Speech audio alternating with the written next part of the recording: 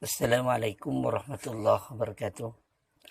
Anak-anakku kelas 4 yang Pak Guru sayangi, mudah-mudahan kalian semua selalu diberikan kesehatan beserta keluarga di rumah. Amin ya rabbal alamin. Dan mari kita mulai pembelajaran IPS kelas 4 tema 5, subtema 1 dan 2. Kita mulai dengan ucapan Bismillahirrahmanirrahim. Dengan harapan mudah-mudahan pembelajaran pada hari ini bersama ridha Allah. Amin. Adapun tujuan pembelajaran IPS kelas 4 tema 5 subtema 1 dan 2 ini yaitu agar kalian dapat mengetahui peninggalan sejarah sehingga kalian dapat menjaga melestarikan peninggalan sejarah yang ada di daerahnya kalian masing-masing. Indonesia merupakan salah satu negara yang kaya akan peninggalan-peninggalan sejarah. Salah satu di antaranya yaitu karya sastra. Berikut beberapa peninggalan karya sastra, di antaranya yaitu adalah Kitab Mahabharata yang dikarang oleh Rsi Vyasa. Selanjutnya yaitu ada juga Kitab Arjuna Wiwaha yang dikarang oleh Empu Kanwa. Ada juga Kitab Bharatayuda yang dikarang oleh Empu Sedah dan Empu Panuluh. Ada Zaman Raja Jayabaya Kediri. Dan ada juga Kitab Ramayana yang dikarang oleh Empu Walmiki. Dan ada juga Kitab Semaradhana yang dikarang oleh Empu Darmaja. Dan berikutnya berupa karya sastra ada juga yang namanya Kitab Sutasoma yang dikarang oleh Empu Tantular pada zaman Majapahit. Ada juga karya sastra berupa Kitab Negara Kertagama yang dikarang oleh Empu Prapanca pada zaman Majapahit. Peninggalan sejarah berikutnya yaitu yang kedua berupa prasasti. Di antaranya salah satunya yaitu Prasasti Muara Kaman yang merupakan peninggalan kerajaan Kutai. Selanjutnya yaitu prasasti peninggalan kerajaan Tarumanegara yang disebut dengan prasasti kebun kopi. Selanjutnya yaitu prasasti Telaga Batu yang merupakan peninggalan kerajaan Sriwijaya. Peninggalan sejarah yang ketiga yaitu berupa candi yang merupakan warisan agama Buddha yang ada di Indonesia. Candi tersebut adalah Candi Borobudur yang merupakan salah satu 7 keajaiban dunia.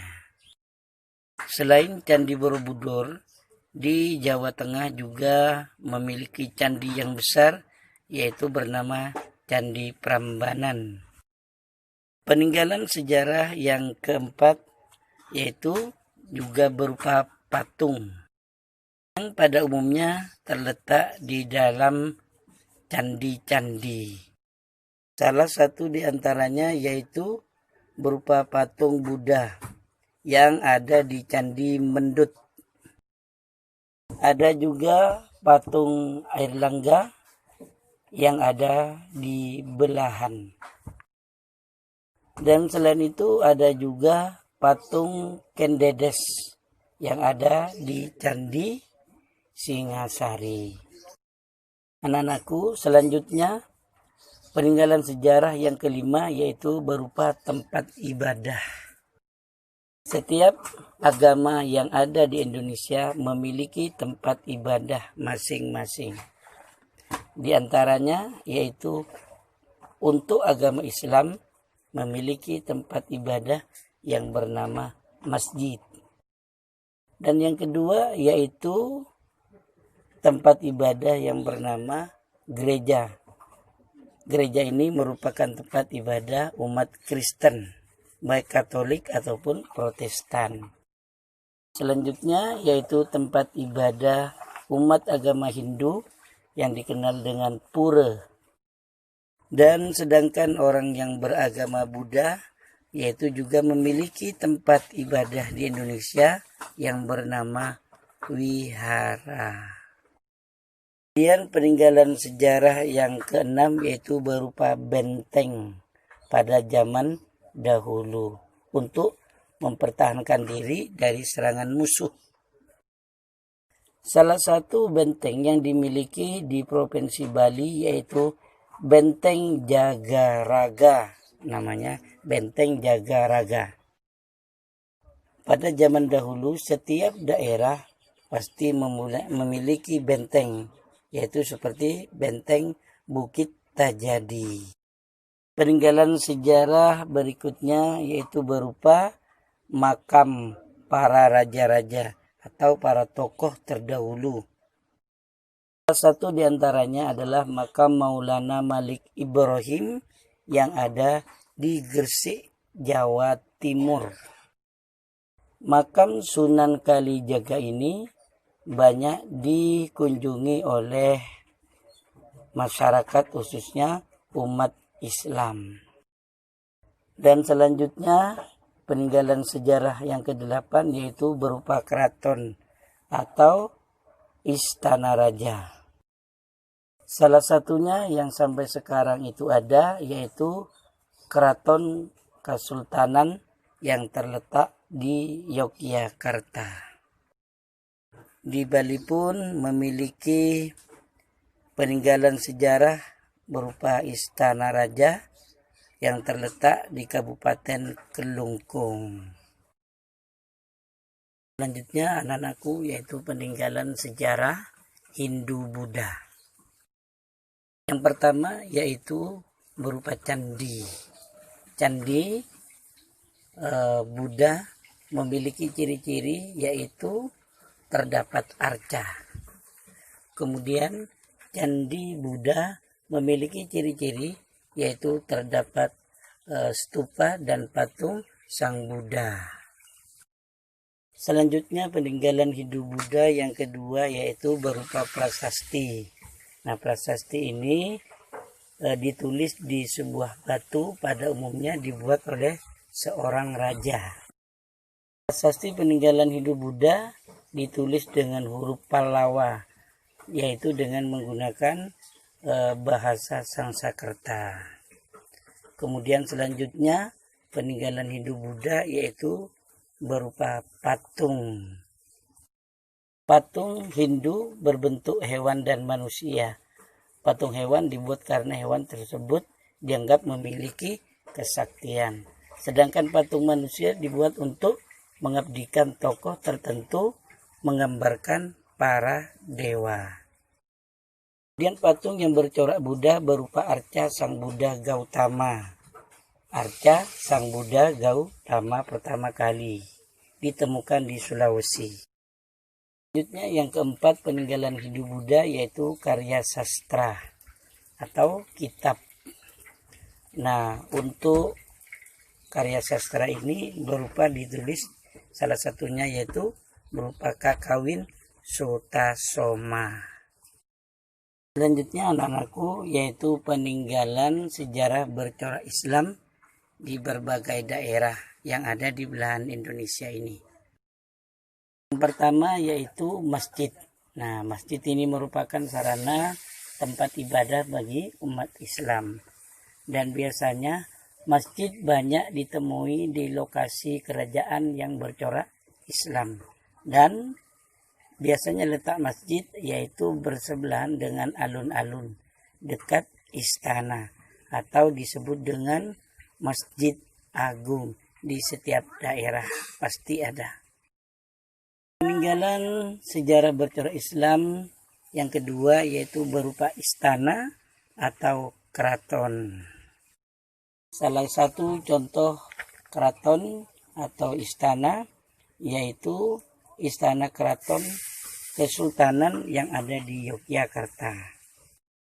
Selanjutnya yaitu juga keraton Kesunanan yang terletak di Surakarta. Juga istana kerajaan Ternate yang terdapat di Maluku. Selanjutnya yang ketiga, peninggalan sejarah bercorak Islam, yaitu berupa seni sastra. Salah satu di antaranya yaitu seperti syair, yaitu merupakan karya sastra yang berupa puisi yang tiap baitnya terdiri atas 4 baris dan berakhiran bunyi yang sama. Juga karya sastra berupa suluk yang biasanya digunakan oleh orang-orang ilmu tasawuf. Kemudian ada juga hikayat, yaitu merupakan karya sastra yang mengisahkan tokoh-tokoh dalam sejarah. Dan ada juga karya sastra berupa babat, yaitu kisah-kisah berlatar belakang sejarah. Peninggalan sejarah bercorak Islam yang keempat, yaitu ada juga batu nisan dan makam. Nisan adalah tonggak pendek yang merupakan bagian tidak terpisah dari makam. Dan kadangkala di atas nisan dibuat rumah-rumahan yang disebut juga cungkup, yang menggambarkan tingkat status sosial orang tersebut pada saat masih hidup. Anak-anakku, inilah bukti peninggalan sejarah yang bercorak Islam. Anak-anakku yang Pak Guru sayangi, selanjutnya kalian buka halaman 55 di buku LKS-nya. Kalian pelajari tentang Sultan Ageng Tirtayasa. Jadi Sultan Ageng Tirtayasa ini merupakan seorang tokoh pahlawan yang berasal dari Provinsi Banten. Sultan Ageng Tirtayasa ini banyak berjuang dalam melawan Belanda, yaitu tepatnya pada tahun 1631 Sultan Ageng Tirtayasa dilahirkan. Sebagai pendalaman materi, silakan kalian buka buku LKS-nya tema 5 subtema 1, yaitu halaman 34 sampai 35. Kemudian kalian juga kerjakan buku LKS-nya halaman 63 sampai halaman 64. Anak-anakku, sampai di sini dulu pembelajaran IPS tema 5, subtema 1 dan subtema 2. Dan Pak Guru akhiri pembelajaran pada hari ini dengan ucapan Alhamdulillahirabbil alamin. Mudah-mudahan bermanfaat bagi kita semuanya. Dan Pak Guru akhiri dengan ucapan Wallahul muwaffiq ila aqwamit thoriq. Wassalamualaikum warahmatullahi wabarakatuh.